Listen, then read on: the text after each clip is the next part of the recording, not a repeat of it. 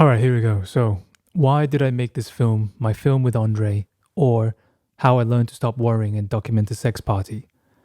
First off, the obvious reference of the title gives away two movies. The first refers to My Dinner with Andrei, a comedy drama written and starring Andrei Gregory and Wallace Shawn. The film takes place in a restaurant between two actors, contrasting Wally's modest humanism with Andrei's spiritual experiences. Here I find myself having experienced both perspectives, dabbling in psychedelics and spirituality, while also understanding the separateness that perspective takes a person, that is disconnected from a lifestyle which is simply not available or practical for many people. You stay in your own jobs, you stay in your own lanes, but there's also nothing wrong with that. There can easily be a tendency for egotism and alienation and grandeur from taking a leap into any forms of abyss. This film provides an inner perspective of Wally and his honest while self-deprecating life as an actor living in New York City. I found myself living in both perspectives intensely in my life. The contrast of the characters is very much a part of my own life. Understanding the perspectives of the subjects which I documented while simultaneously observing and living a totally different life. However, like life, things don't always go the way you want it to go.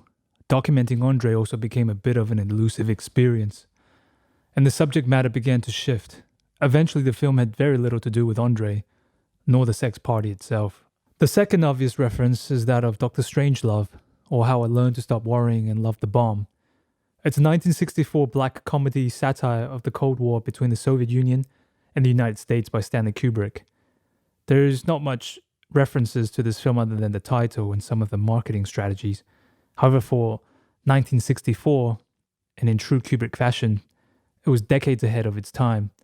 The cutting styles and editing for the teasers, for example, fits easily to today's sense of time that could easily speak to a TikTok or YouTube method and audience. Previously in my work, I've gotten caught up in the process of producing highly stylized, minimal aesthetics of photography and interest in fashion. However, after much contemplation, I realized much of my previous work was due to an inability to confront my own reality, my own identity. You see, growing up as an Asian boy in a white supremacist society, also known as the island of Australia, cinema became a form of escapism for me from the reality in which there was no space for someone like myself. However, the more I delved into the escapism, the more I was indoctrinated by the visual language of the Eurocentric dogma, particularly with my limited access to the internetless world back then. In fact, when I first traveled to Europe, it felt like home. This was due to the fact of the intense visual indoctrinations which I took in as a child, much of that forms of media coming from Europe and the United States. So as I removed John Carpenter's glasses of ideology and saw my own participation of continual myth creation, I felt appalled and sad. It took some work to expand my vision and reset decades of ideological conditioning and brainwashing. The default mode network is strong, and this wouldn't have been possible without the help of conscious therapy and psychedelics. Thankfully, I didn't have to go down the path of shock therapy. Despite the sadness, the emotion slowly morphed into an excitement as well as fear.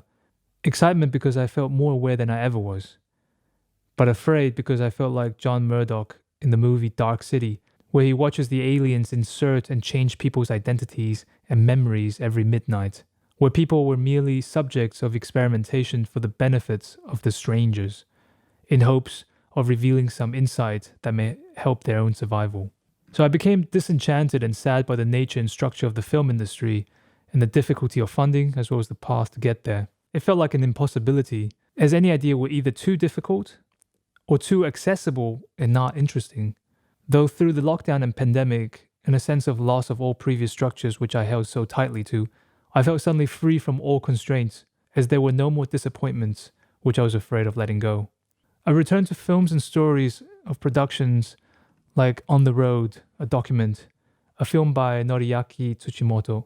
Noriaki was originally commissioned by the Tokyo Metropolitan Police Department and the National Police Agency as a traffic safety documentary in preparation as propaganda for the Olympic Games. He won the proposal in the competition.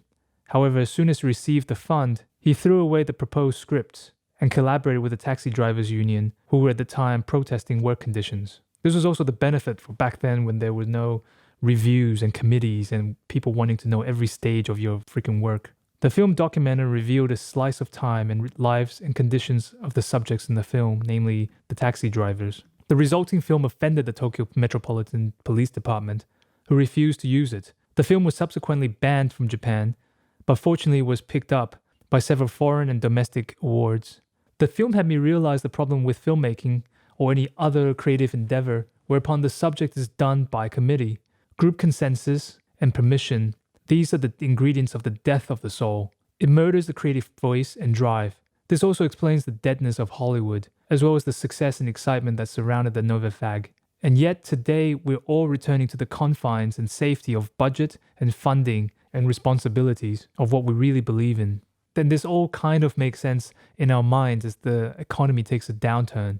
Though what I've learned here was that especially during these times of desperation, one must not give in the pressures to lose one's own individuality, but must double down in courage, for there is no other choice. Several documentaries of Nick Broomfield also brought me great inspiration, but perhaps I should rewind a bit to Frederick Wiseman. He was trained and worked as a lawyer. However, one day he just got fed up and started to make films.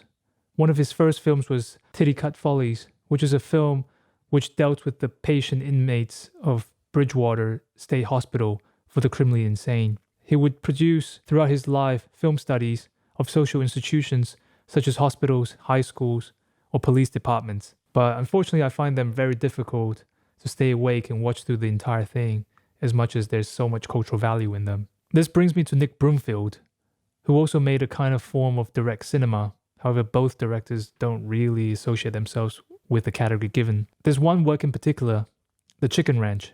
So Broomfield and the cinematographer Sandy Sissel went to this famous legalized brothel, The Chicken Ranch, which is based in Nevada. They lived and filmed the prostitutes on this ranch, as well as the clients that were visited, over the course of 2 or 3 months. The honesty and revealing nature of the film gave a glimpse to a very humanistic approach of the people who worked as well as frequented the chicken ranch. Scenes like this are just so rare, and it's unfortunate as time passes and these places and moments in history disappear. This film was made prior to Broomfield's later infamous style where he no longer hid his audio recording in himself.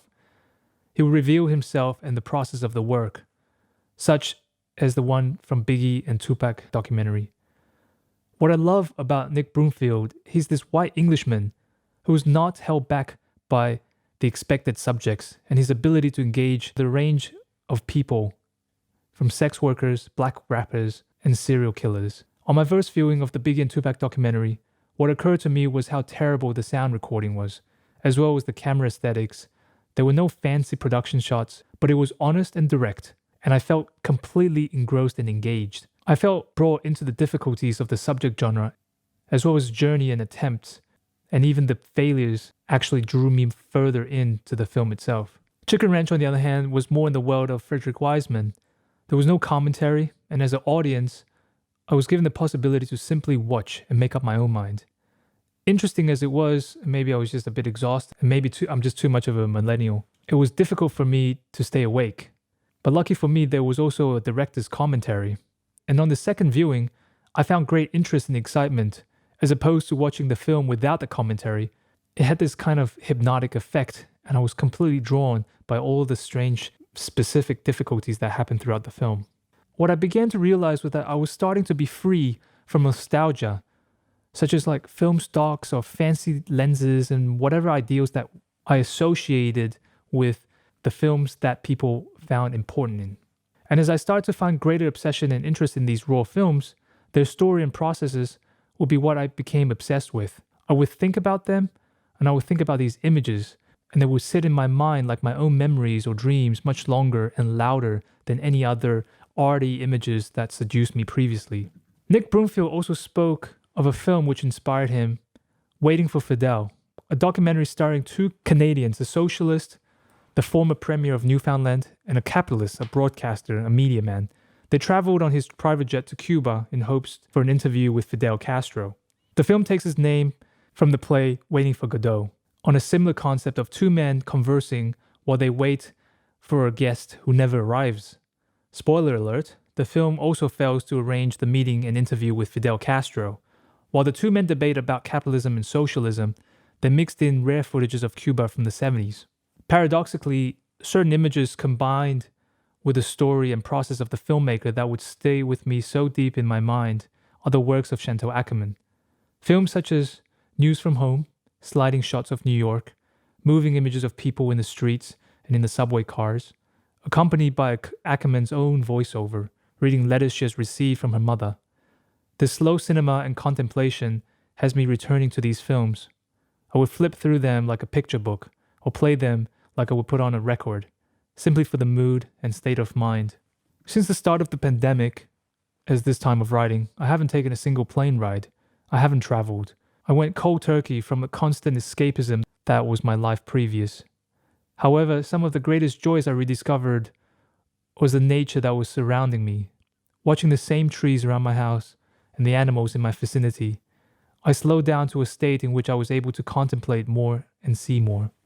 Slow cinema goat Tsai Ming-liang is an obvious reminder and love for the importance and place of slow cinema. Agnes Varda also comes to mind. Here's a quote.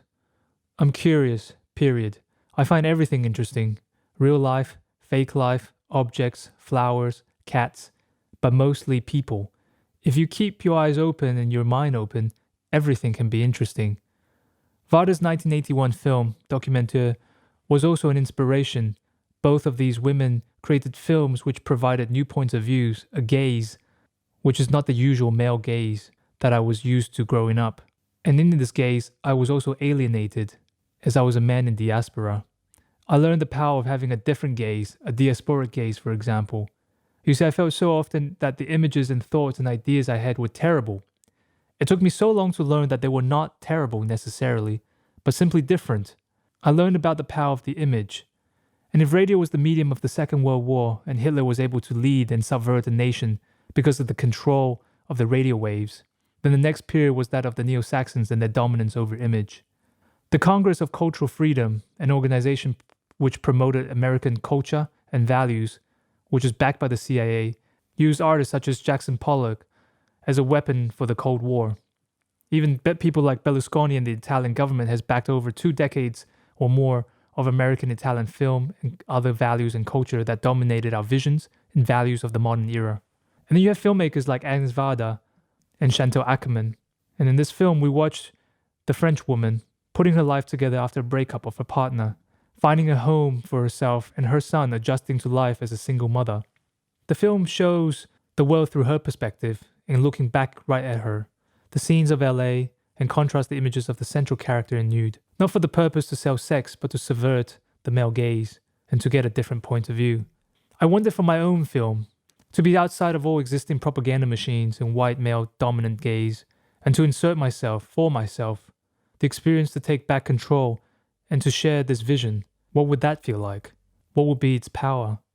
And so with all this in mind, I decided to make a film with my own means, not hoping to gain approval or the hassle of convincing an external entity. I found my own life, as well as the community of sex-positive people, outsiders in their own right, to be immensely interesting.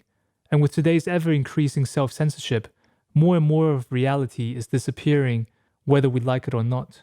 I felt the urge to document and present, no matter how simple the method is, as long as it could be independent, direct, and honest, with an understanding that these are simply states of mind rather than an absolute achievement.